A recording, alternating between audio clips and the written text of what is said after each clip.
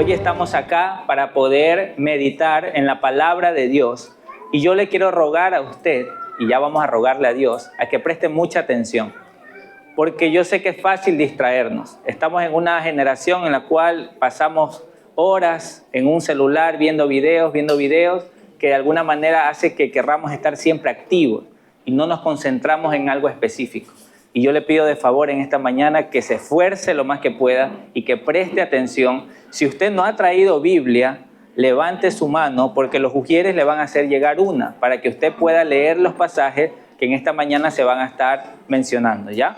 Porque en cualquier momento yo le puedo preguntar un versículo y si no tiene Biblia se va a quedar ahí en blanco. Así que, por favor, levante su mano si no tiene una Biblia para que los ujieres le hagan llegar. Acompáñame a orar. Gracias te doy, Señor, por esta mañana que nos das, por el privilegio de estar reunidos para poder escuchar de tu palabra. Señor, no es un día más, es un día en el cual estamos dispuestos a escuchar de ti. Nos hemos dado cita en este lugar para que nuestros oídos te escuchen, para que nuestro corazón te escuche, Señor. Y te ruego, Padre, para que en esta mañana prestemos mucha atención. Que sea tu Espíritu Santo el que habla a nuestros corazones y que comprendamos a qué nos estás llamando, Señor. ¿Quién eres tú? Gracias te damos, Padre, por este tiempo. En el nombre de Jesús. Amén y amén. Amén. Vamos a comenzar este día recordando algo. Hoy a nivel mundial se celebra algo y es el Domingo de Ramos. Hay muchos países que incluso lo tienen como feriado, así como el nuestro, que la siguiente semana va a haber un feriado. Pero de alguna manera, a medida que pasa el tiempo, muchas veces se nos ha olvidado realmente el significado de esta fecha o realmente comprender qué es lo que celebramos. Es como cuando en Navidad decimos Feliz Navidad y ni entendemos que lo que estamos diciéndole al otro es Feliz Nacimiento y no sabemos ni quién nació. Asimismo, en esta Semana Santa hoy se conoce como el Domingo de Ramos, un domingo en el cual se recuerda lo que Jesucristo hizo, que fue al entrar a Jerusalén, muchas personas se inclinaron ante él, gritaron Hosana, que vive el Rey, porque lo reconocían en ese momento como aquel que había de venir. Para muchos este domingo es un domingo más, es un domingo religioso, es un domingo en el cual voy a la iglesia porque ya que todo el año no voy, por lo menos en esta semana trato de ir de vez en cuando. Para muchos es eso. Y si ese es su caso, yo le doy gracias a Dios porque usted está acá. Y hoy vamos a ver en las Escrituras quién es ese rey. Es un rey diferente, que es el título de este mensaje. Y quiero comenzar con el libro de Zacarías, capítulo 9, versículo 9, que va a ser la porción central de esta mañana para poder meditar en su palabra. Zacarías, capítulo 9, versículo 9, dice la palabra del Señor. Alégrate mucho, hija de Sión, da voces de júbilo, hija de Jerusalén. He aquí tu rey vendrá a ti justo, salvador, humilde y cabalgando sobre un asna, sobre un pollino de asna. Por lo general nosotros asociamos el Domingo de Ramos con Jesús entrando en un burrito, personas alrededor tirando palmas y por lo general en la tradición católica romana, en este domingo se llevan ramos, los bendicen, los tienen en sus casas. Se los comento porque mi abuelita hacía ese tipo de cosas. Y yo le preguntaba, ¿pero por qué lo hace? No sé, así me enseñaron, así hay que hacerlo y punto. Pero nosotros como cristianos y como Iglesia Unidos no tenemos esa práctica, pero bien hacemos en meditar qué fue lo que sucedió en ese momento. Y Zacarías capítulo 9:9 es una profecía que se habla acerca de cómo sería ese rey que había de venir, cómo sería ese rey que vendría para la nación, para el mundo. De hecho, por si no sabían, en el Antiguo Oriente los reyes eran considerados personas majestuosas, asombrosas, como ustedes ven ahí en la imagen que traté de poner. Eran personas que realmente iban con mucha autoridad, con mucha fuerza, con mucho poder, montados en los mejores caballos, en los mejores corceles del momento, porque tenían que mostrar su majestad, tendrían que mostrar su poderío. Pero lo interesante acá es que Zacarías, en este versículo, dice que este rey que había de venir sería justo y salvador, que son características que algún rey de la época pudiese decir, claro, tiene que ser un rey justo, tiene que dar lo que se merece a cada uno. Y tiene que ser salvador porque va a rescatarnos de cualquier enemigo que venga. Pero Zacarías añade algo que era un contraste para la época, humilde. ¿Cómo puede ser posible si el rey tiene que ser alguien que tenga un orgullo elevado, alguien que defienda a su pueblo, alguien que tenga mucha valentía? Y lo asociaban de esa manera en el Antiguo Oriente. Pero la palabra que utiliza aquí Zacarías en hebreo es muy importante porque no solamente habla de la humildad como algo de hacerse menos, sino que habla de la humildad como incluso una condición económica. Entonces, eso era un contraste tan grande en aquel momento al leer esta profecía, porque se esperaba que un rey sea poderoso, que tenga muchos bienes, riqueza.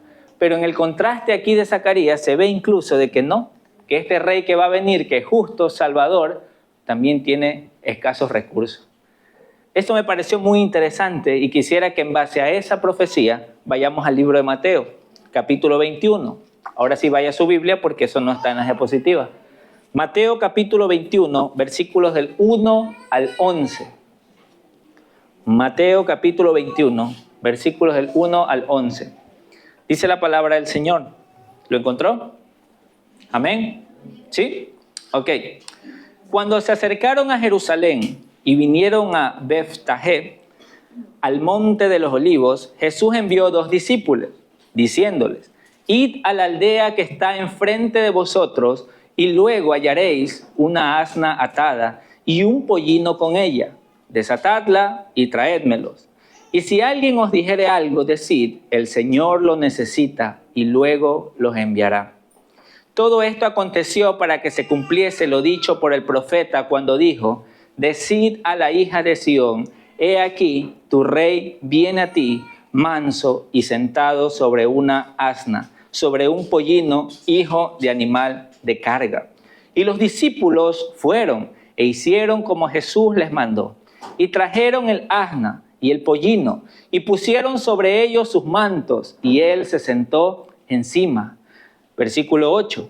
Y la multitud, que era muy numerosa, tendía sus mantos en el camino, y otros cortaban ramas de los árboles y las tendían en el camino.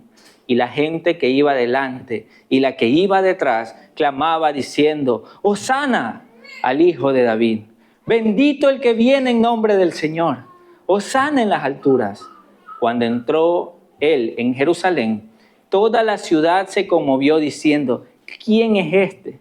Y la gente decía: este es Jesús, el profeta de Nazaret de Galilea.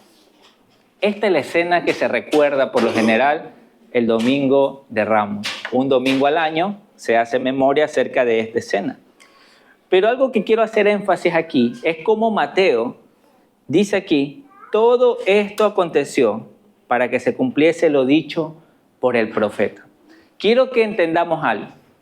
Cuando nosotros leemos los evangelios, no los debemos entender como que si Jesús apenas hablaba, los discípulos ya estaban escribiendo y lo tenemos tal y como está aquí.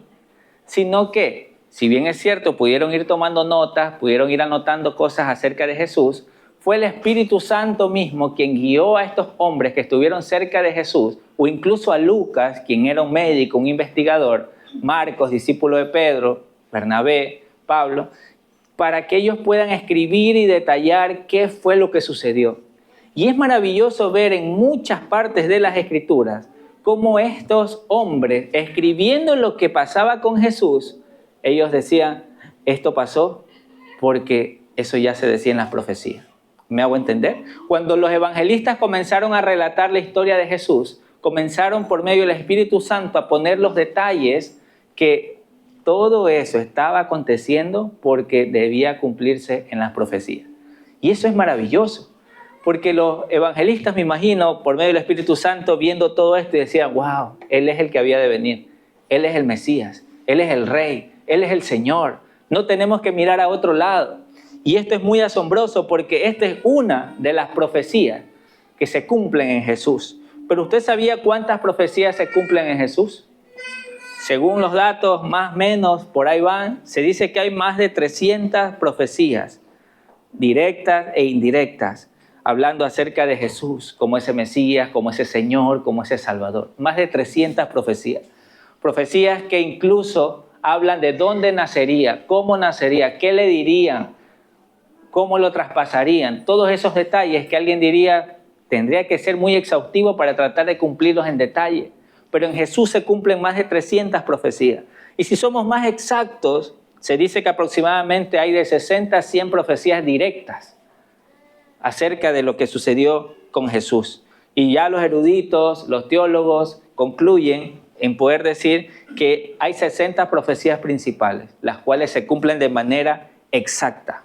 Y es interesante ver cómo Jesús, entrando en un pollino de asna, Mateo y los evangelistas, porque este relato se encuentra en todos los 4 evangelios, dicen, esto aconteció para que se cumpliese la profecía.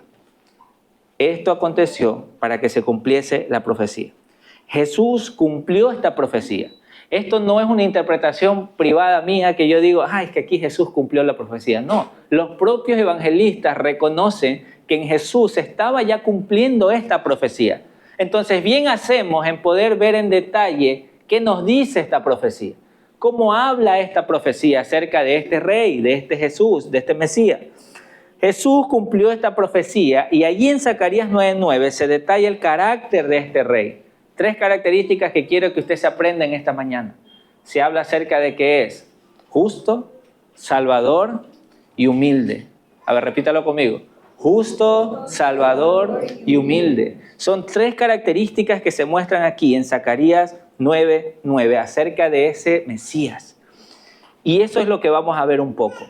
Primero, ¿sabía usted que el rey, por lo general, en los antiguos reinados que habían en esos tiempos, trataba de con la fuerza ejercer su autoridad e impartir justicia? Si hay alguien que no hacía lo que debería hacer, listo, impartía justicia y le daba lo que se merece. Pero lo interesante acá es que se habla de que este rey también es así. Es un rey justo, es un rey que da lo que se merece a cada uno. Y eso es lo que entendemos por justicia de manera general. Pero cuando tú analizas esta palabra en el idioma original y vas un poco más profundo, te vas a dar cuenta que no es solamente alguien que hace justicia, como dándole lo que se merece a cada uno, sino que es alguien que te brinda esa justicia, como para que tú seas justo. Cuando yo indagaba esto, yo decía, ¿cómo puede ser posible que desde acá, en la profecía de Zacarías 9:9, ya se está hablando que este rey justificaría al impío? En otras palabras, haría justos a aquellos que no son justos. La Escritura enseña que cada persona en esta tierra es un pecador. Si yo pregunto cuántos pecadores hay acá, todos deberíamos levantar la mano, porque no hay una persona que pueda decir delante de Dios, yo no peco, yo no cometo cosas que a Dios le desagradan. Nadie puede pararse así delante de Dios. Todos somos pecadores, las Escrituras enseñan. Pero hay algo que las Escrituras también declaran. Y es que por medio del sacrificio de Jesús, por medio de lo que Él hizo en la cruz, al morir allí, Él toma nuestros pecados y los paga por completo. Y eso, si usted quiere investigar y está notando, es más curioso, investigue la doctrina de la justificación. Es comprender cómo Dios, siendo justo, me mira a mí que soy un pecador y me puede dar perdón. Si Dios es justo, no merezco yo perdón. Él no me debe dar perdón. Él me debe dar justicia. Y por causa del pecado, la Biblia enseña que yo merezco la condenación eterna, que yo merezco que Dios me castigue. Ninguno de nosotros aquí que está reunido puede decirle a Dios, Señor, sálvame a mí, porque yo sí he tratado de hacer algo bien, pero mi vecino no, a él pasa haciendo las cosas que a ti te desagradan. Ninguno de nosotros tiene eso para poder presentarse ante Dios, pero a Dios le plació enviar a Jesucristo para que por medio de Jesucristo los que son injustos puedan ser llamados justos por medio de la fe. Por eso es que el sacrificio de Jesús en la cruz se convierte en esa oportunidad, en esa esperanza para aquellos quienes miran a Cristo en poder ser justificados, en poder ser hechos justos ante Dios. Por eso es que quienes estamos en Cristo decimos, sí, yo soy justo.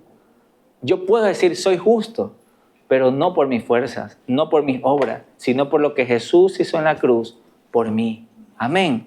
Si usted ha puesto su fe en Cristo, es necesario que recuerde y que entienda de que Dios es ese Rey justo. Y esa justicia se la da a usted por medio de Jesucristo. Porque Jesús en la cruz es quien paga por mi pecado. Y yo ahora ya no recibo la paga del pecado, sino que recibo la vida eterna en Cristo Jesús. Romanos capítulo 5, versículos 1 al 2, se encuentran en las diapositivas, dice, en resumen lo que les he tratado de explicar: justificados pues por la fe, tenemos paz para con Dios por medio de nuestro Señor Jesucristo, por quien también tenemos entrada por la fe a esta gracia en la cual estamos firmes y nos gloriamos en la esperanza de la gloria de Dios. Usted es un pecador, usted sabe que está mal delante de Dios. Qué bueno es reconocer esa condición, qué bueno es reconocer eso ante Él. Sí, pero si usted no se arrepiente de sus pecados, si usted no pone su fe en Cristo Jesús, si usted no mira a Cristo como su Señor y Salvador, usted va a seguir en esa condición de pecado y va a recibir la paga del pecado, que es la muerte. Pero si usted el día de hoy, reconociendo su condición ante Dios, se arrepiente de sus pecados y le dice: Señor, te reconozco como Señor y Salvador, tú fuiste a morir en una cruz por mí, me arrepiento, perdóname. El Señor está dispuesto a recibirnos por medio de la fe, por medio de lo que Jesucristo hizo. Aquí es donde vemos a este Salvador. Por eso es que se detalla en Zacarías 9:9 que este Rey es justo y este Rey es Salvador, porque este Rey rescata a su pueblo. Este Rey va y pelea por su pueblo.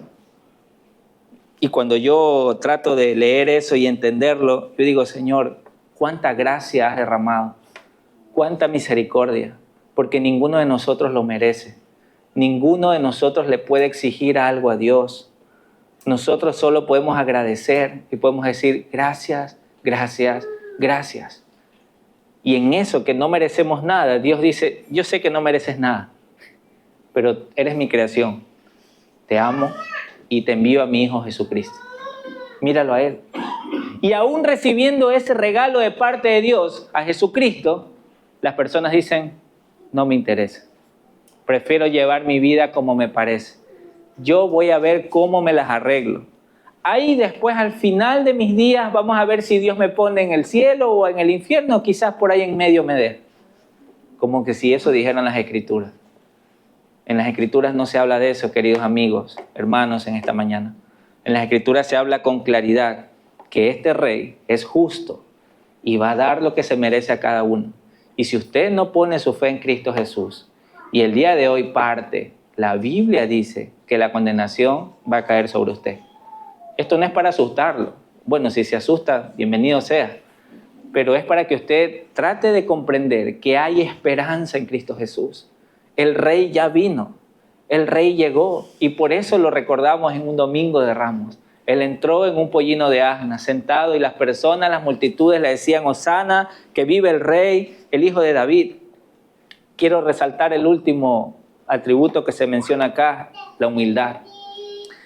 Esta humildad, saben que para los reyes la humildad, en el contexto de la época, no era una virtud la cual aplaudir y aclamar, sino que por lo general los reyes asirios, babilónicos, siempre se ponían títulos como el grande, el poderoso, el fuerte, el conquistador, porque siempre querían mostrar que ellos son los que están por encima de todos. Pero, oh sorpresa, Zacarías 9:9 dice que este Rey es humilde. ¿Cómo? Este Rey, el creador de todo el universo, el Mesías prometido, el que va a llegar, es humilde. ¿Cómo puede ser posible eso? La Biblia lo detalla.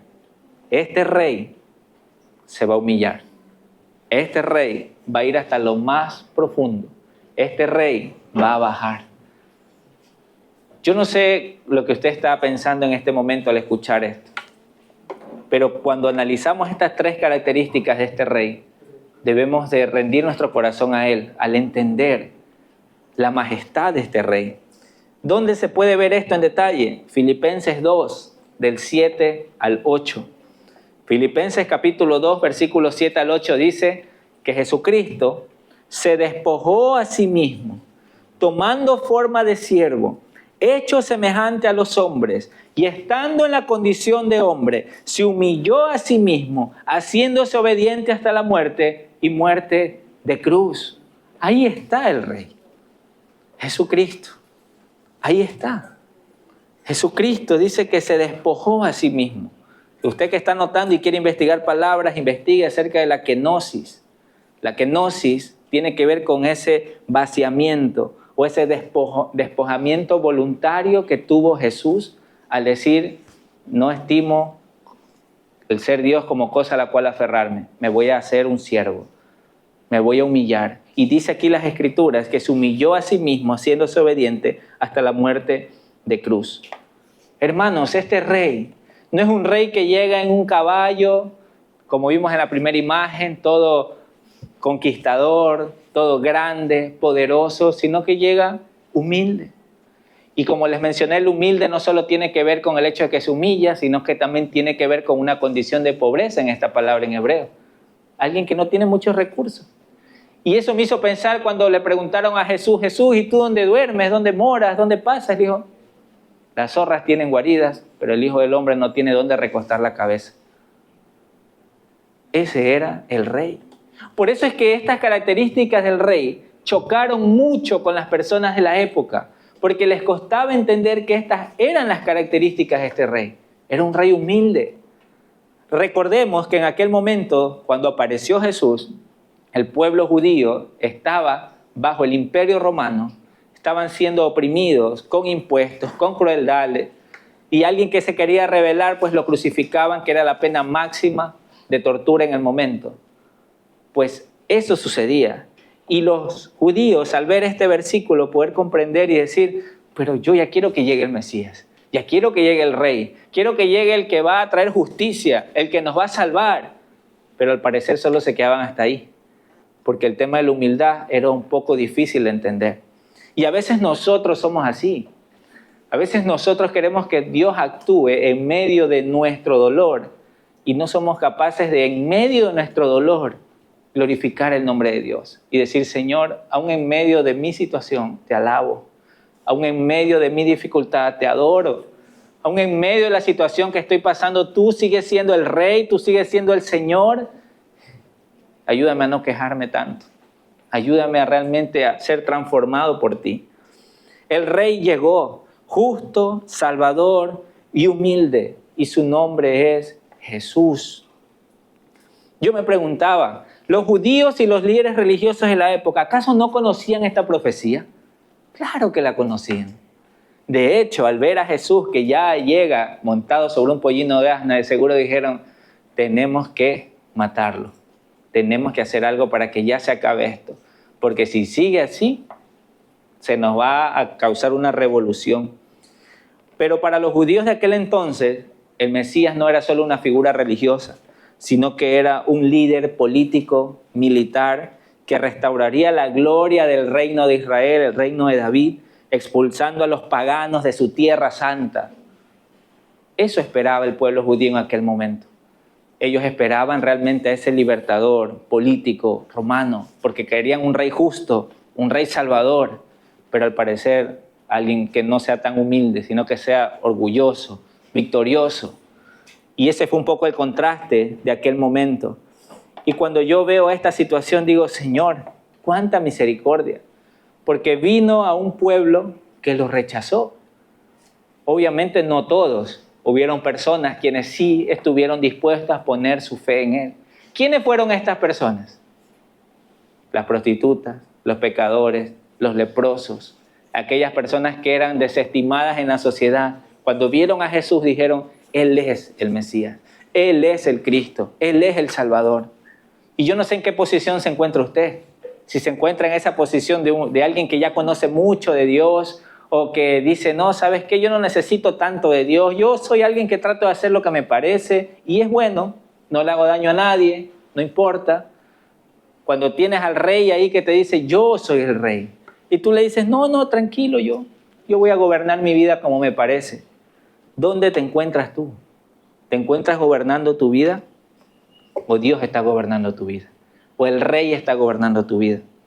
Mateo 21:9. En esta porción, las personas al mirar a Jesús que entraba sobre un pollino de asna, de seguro muchos de ellos,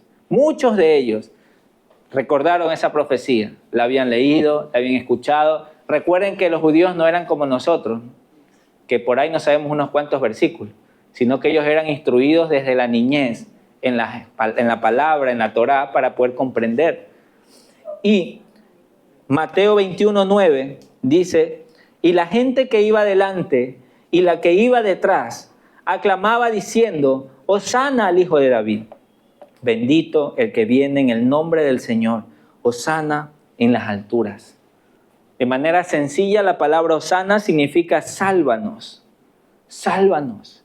Ese era el clamor de la multitud en ese momento. Sálvanos. Bendito el que viene en el nombre del Señor. Sálvanos. Cuando ustedes leen las Escrituras, ustedes se van a dar cuenta que no precisamente ellos hablaban del pecado. Ellos no querían ser salvados del pecado necesariamente. Ellos lo que querían ser es librados del poder opresor romano del momento. Ellos querían ser liberados de esa situación. Y yo cuando pienso en eso digo, ¿y quién no quisiera algo así? Pues? De hecho, hay algunas escenas en las cuales Jesús está con paralíticos, con cojos, y Jesús se acerca y les dice, hijo, tus pecados te son perdonados. Y es como que el otro le dice, sí, pero yo lo que quería era que me ayudes a caminar, así. Y los líderes religiosos se enfadaron y le dijeron, ¿qué es más fácil? ¿Decirles que sus pecados son perdonados o decirle levántate y anda? Dijo, para que vean el poder de Dios, levántate y anda. Y lo sanó. Yo sé que cuando estamos en necesidad, cuando estamos en una situación compleja, ese es lo primero que tenemos en la mente y clamamos y lloramos y le pedimos a Dios que nos ayude. Pero aquí el pueblo de Israel es una clara evidencia de que en ese momento ellos ya vieron en Jesús a ese libertador. No necesariamente de su pecado, sino del poder opresor del momento. De hecho, esta frase de Mateo 21:9 hace eco de lo que el salmista había escrito en el Salmo 118, 25-26. Dice, oh Jehová, sálvanos ahora, te ruego, oh Jehová, que nos hagas prosperar ahora. Bendito el que viene en el nombre de Jehová. Desde la casa de Jehová os bendecimos. Todas estas frases las conocían los judíos. Todas estas frases ellos las tenían por cierto. Y estas personas se atreven a llamar a Jesús como para que lo salve. Hosana, Hosana, Hosana. Y saben que cuando ellos les comienzan a decir Hosana al Hijo de David, toda esta multitud está reconociendo que Él es el que había de venir. Porque esta multitud está apuntando a una profecía que se encontraba en 2 Samuel 7, si desea anótela, que ahí se habla cómo sería ese rey, cómo vendría. Y ellos aquí están realmente reconociendo que este es el Hijo de David. Este es el que tenía que venir de la descendencia de David para tener el trono de David y que el reino fuera restaurado. Pero, oh sorpresa, conocemos la historia. Ese no era el plan de Jesús. Ese no era el plan de Dios.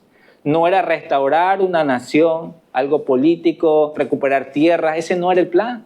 El plan de Jesús, el plan del Dios eterno, era la redención de la humanidad, el rescate para aquellos que están perdidos. Eso era. Pero como les digo, en aquel momento, eso era algo que tenían en su mente. Por eso decían, sálvanos, sálvanos. Solo basta leer un versículo más de la profecía de Zacarías 9, el versículo 10, para ver a qué se refería con este reino. Miremos el versículo 10. Esto no lo menciona el evangelista, solo menciona el 9:9. Pero Zacarías 9:10 dice, y de Efraín destruiré los carros y los caballos de Jerusalén, y los arcos de guerra serán quebrados, y hablará paz a las naciones, y su señorío será de mar a mar, y desde el río hasta los fines de la tierra.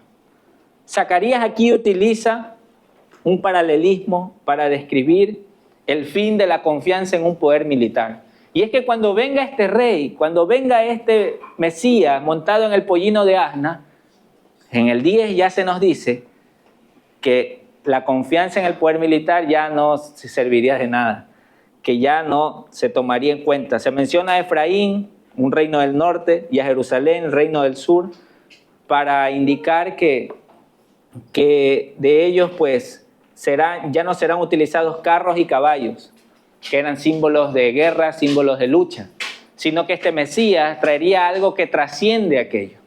Por eso dice que Él hablará paz a las naciones y su señorío será de mar a mar y desde el río hasta los fines de la tierra. Ese es el rey que llegó.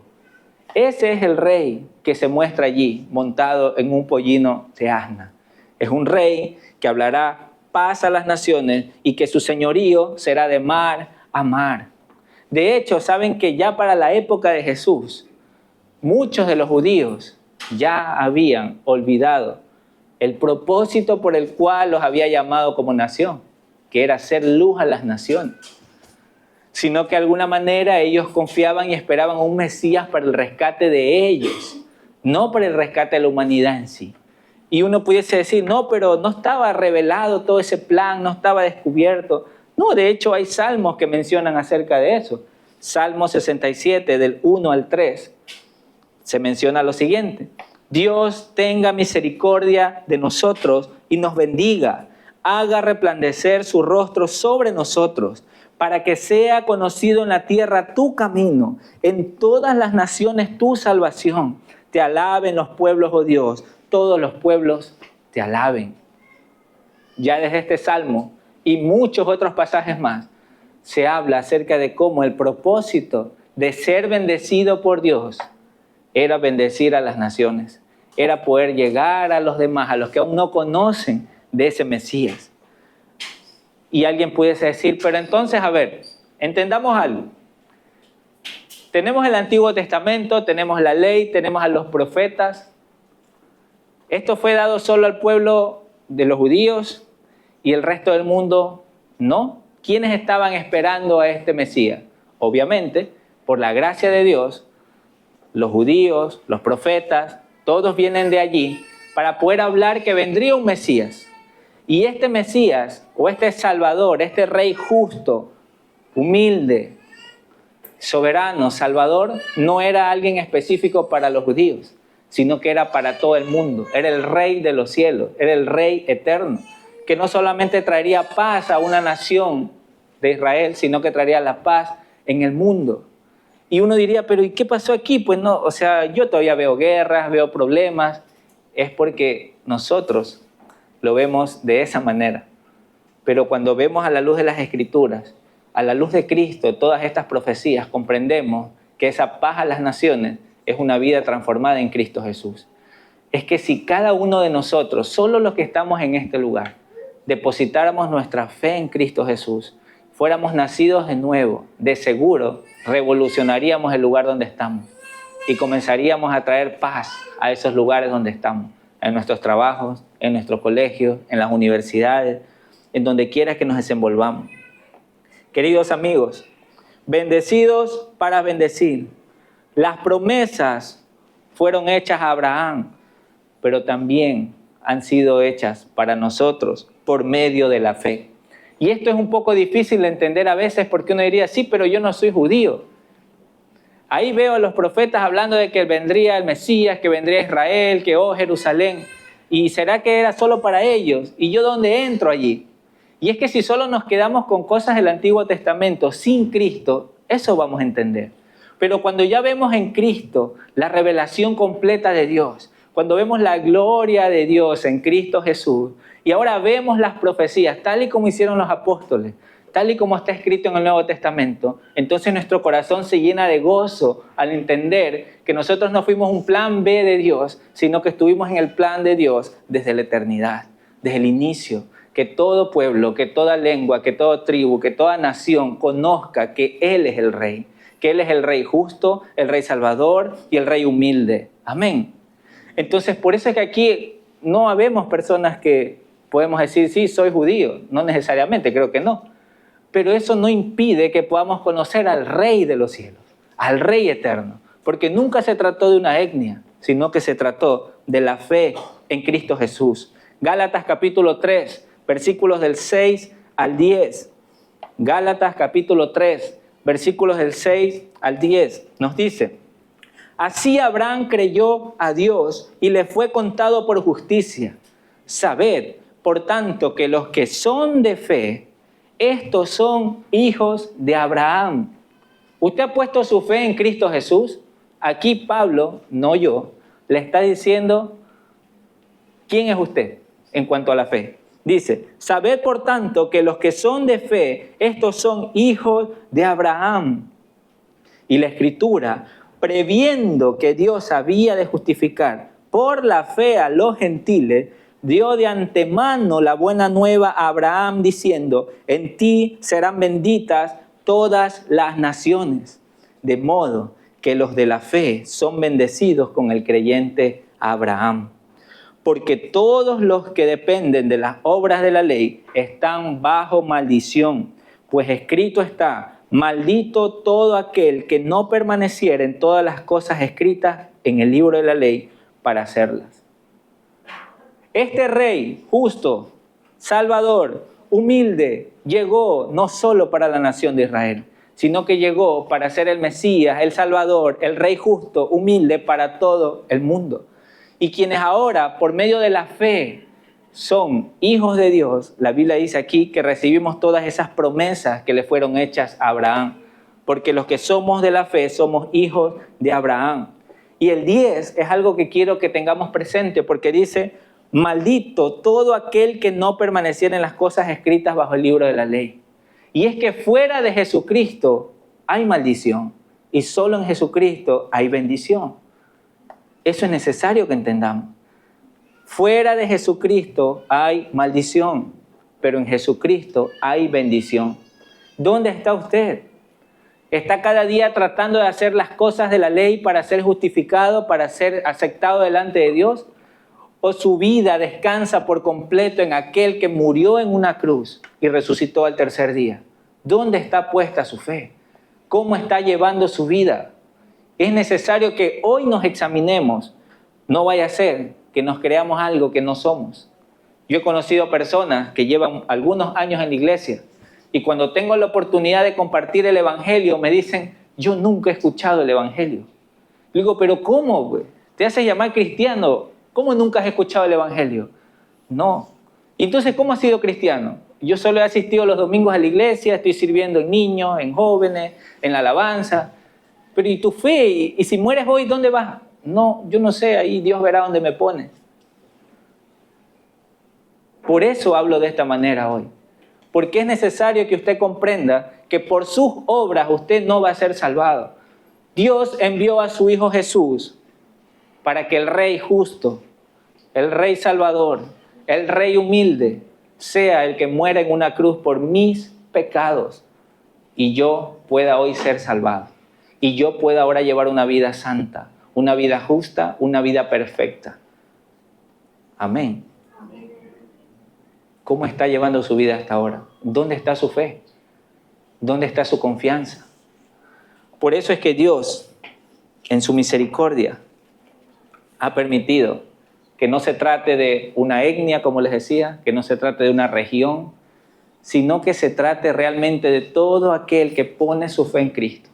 Y la Biblia es clara en poder enseñar que todos aquellos quienes ponemos nuestra fe en Cristo somos parte del pueblo de Dios.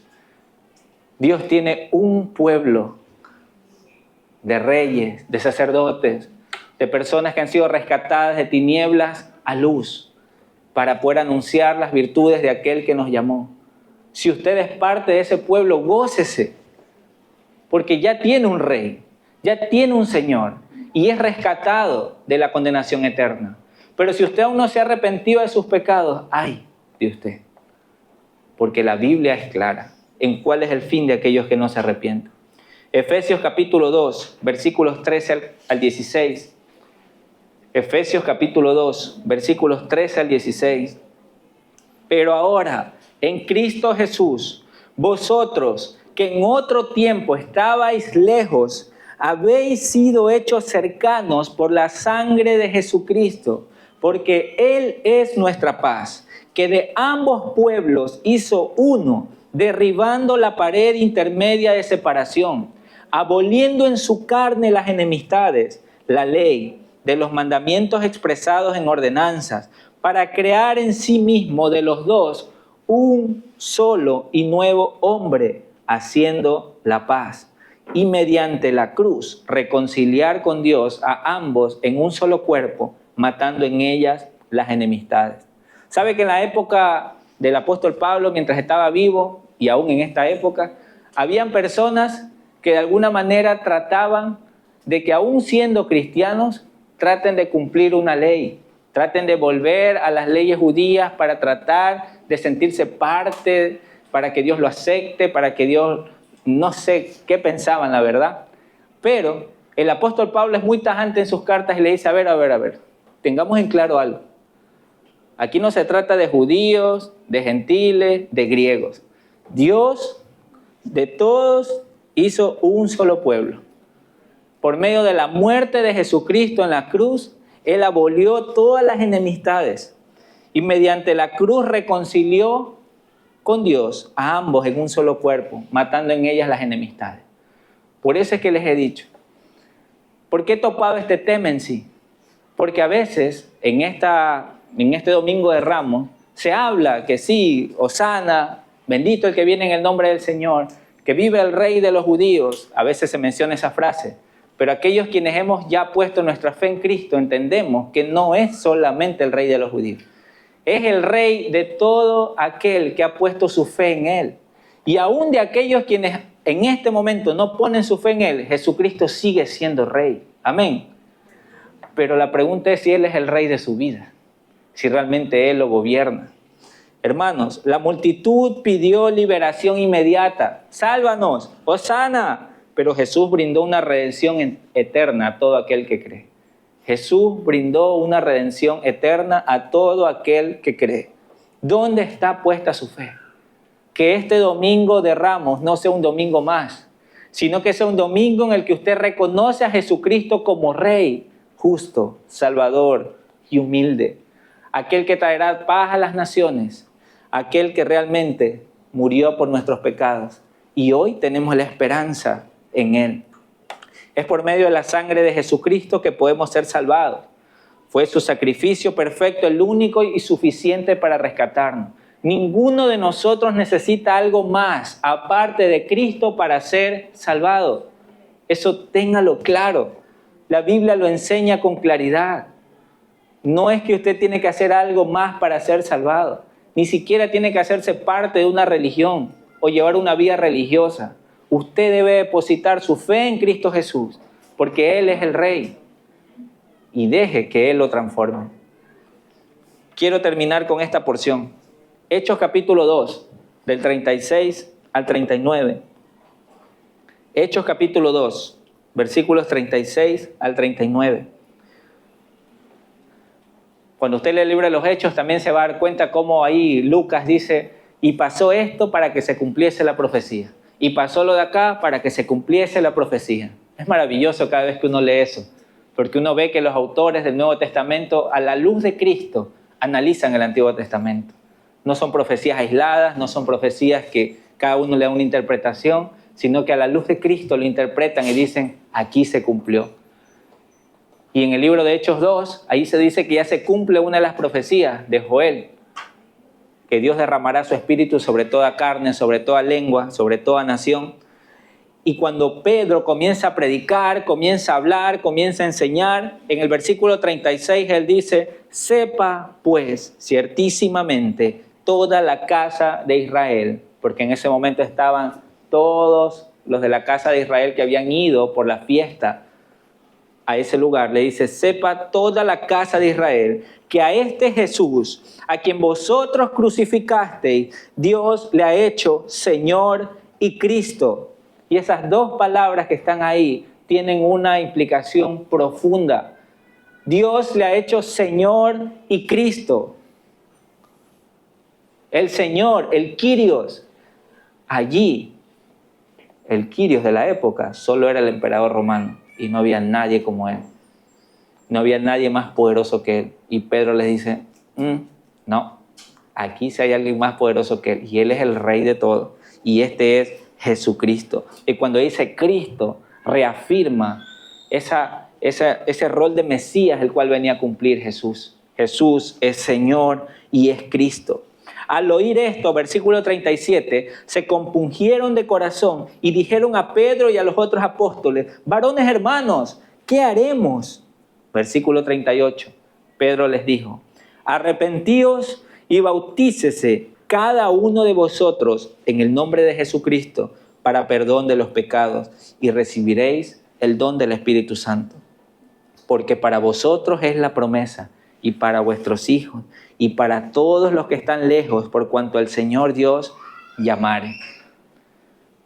Pedro en este momento, guiado por el Espíritu Santo, da estas palabras, y si ustedes se dan cuenta al final, dice: porque para vosotros es la promesa, y para vuestros hijos, y para todos los que están lejos, por cuanto el Señor nuestro Dios los llamare. Por eso es que esta promesa de vida eterna y salvación en Cristo Jesús no es solo para un grupo específico, sino que es para todos aquellos quienes creen, quienes escuchando su palabra dicen: yo soy un pecador y necesito un Salvador, necesito ese Rey, necesito al Rey justo para que me dé su justicia, necesito al Rey Salvador para que me salve y me rescate, y necesito a ese Rey que es humilde, que se humilló a sí mismo y llevó mi pecado en la cruz para que el día de hoy yo pueda ser salvado, para que el día de hoy yo pueda tener libertad en Él. Y esa es la libertad en la que vive el cristiano. Un seguidor de Cristo tiene esperanza en Él. ¿Quién es el Rey de tu vida? ¿Realmente es este Jesús del cual hoy hemos hablado? ¿O es un Jesús que lo has hecho a tu medida? ¿O solo ahí cuando puedo oro, rezo y digo ya, y que Dios me cuide? ¿O realmente Jesús es el Rey de tu vida? ¿Qué tanto conocen a este Rey? Hoy hemos hablado un poco de este Rey. Hay mucho más. Es eterno, es infinito. Y la vida no nos va a alcanzar para profundizar. Pero cada vez que profundizamos, nos enamoramos, nos acercamos, nos gozamos, porque Él es nuestro Rey. Pero hay de aquellos que, escuchando aún quién es el Rey, no rinden su vida al Rey, sino que simplemente dicen: después, no me interesa, no me importa. Yo en mis fuerzas voy a ver qué hago. Yo voy a ver de qué manera me salvo. Mira, el Rey vino montado en un pollino de asno. Allí vino el Rey justo, salvador y humilde. Hermanos queridos, este es un Rey diferente. Es un Rey diferente. Nadie se le ha podido comparar a Él. La humildad de Jesús es algo que no solamente se nos llama a verla en Él, sino que es algo que Él está dispuesto a enseñarnos cómo ser humilde. Si tan solo vamos a Él y aprendemos cómo ha estado llevando su vida hasta hoy. Quizás hoy sea la primera vez que escucha un mensaje como este. Quizás algunos digan: no, pero qué tan duro, qué tan difícil fue esto. Otros digan: la verdad es que ni entendí. Por eso, como iglesia, tratamos de tener un tiempo de feedback para tratar de conversar un poco acerca de este tema. Pero mientras tanto, yo les digo: ore conmigo en este momento. Pidámosle a Dios que lo que hoy hemos escuchado realmente sea profundo en nuestro corazón. Que no solo sean palabras más, sino que realmente podamos llevar una vida como al Rey le agrada. Amén. Querido Dios, muchísimas gracias te doy por esta mañana, porque en tu palabra podemos ver con claridad que tú eres un Rey diferente. Estas cualidades que se mencionan en las profecías, Señor, tú eres un Rey justo, salvador, humilde. Muchísimas gracias te damos, porque solo en ti podemos encontrar salvación, solo en ti podemos encontrar el perdón de nuestros pecados. Señor, no permitas que este sea un domingo más de religiosidad, sino que a partir de este día haya un cambio en nuestros corazones. Señor, yo te ruego por aquellas personas que están en este lugar y aún no se han decidido por ti, aún no se han arrepentido de sus pecados, sino que tratan de llevar una vida como les parece y creen que de esa manera van a llegar donde ti, Señor. Padre, ayúdales a comprender que te necesitan. Señor, te necesitamos. Tú eres el Rey, tú eres el Salvador. Tú eres el Rey perfecto y soberano, el cual se entregó a sí mismo y se humilló hasta la muerte de cruz para que nosotros el día de hoy podamos ser salvados. Señor, obra en cada corazón en este lugar. Te ruego, Padre, te ruego para que tú obres, para que tu Espíritu Santo, Señor, transforme nuestras vidas y nos haga conforme a tu voluntad. Muchas gracias te damos, Señor. En el nombre de Jesús. Amén y amén.